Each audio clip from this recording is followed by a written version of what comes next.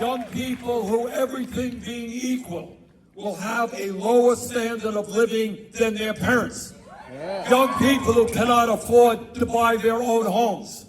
Young people who are struggling with student debt.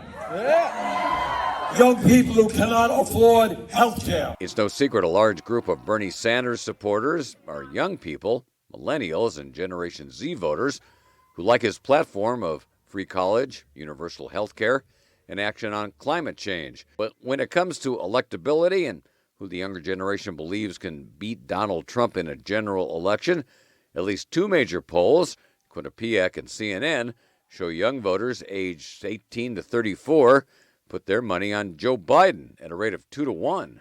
Senator Sanders and I may disagree on tactics, but we share a common vision. Many of the young voters we spoke to at polling stations around the country over the course of the primary seem to agree. I voted for Joe Biden. I think if we have anybody that is strong enough to take on Trump, it would be Biden. I voted for Vice President Joe Biden. I think he's the only person that can take on Trump.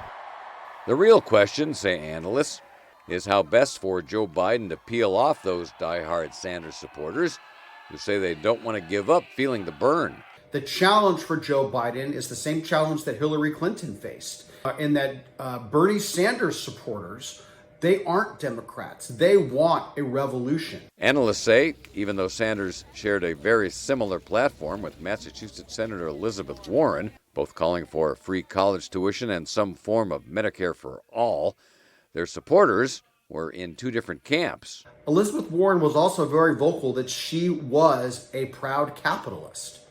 Contrast that sharply with Bernie Sanders, who makes no bones about it. He is a democratic socialist. Elizabeth Warren supporters should be relatively easy to bring under the umbrella of the Democratic Party. And even though Joe Biden seems to have all but locked up the nomination, there are indications out of the Sanders campaign that he plans to hang on until the bitter end, recently offering to debate Joe Biden again in April, meaning the primaries will likely drag on into the summer.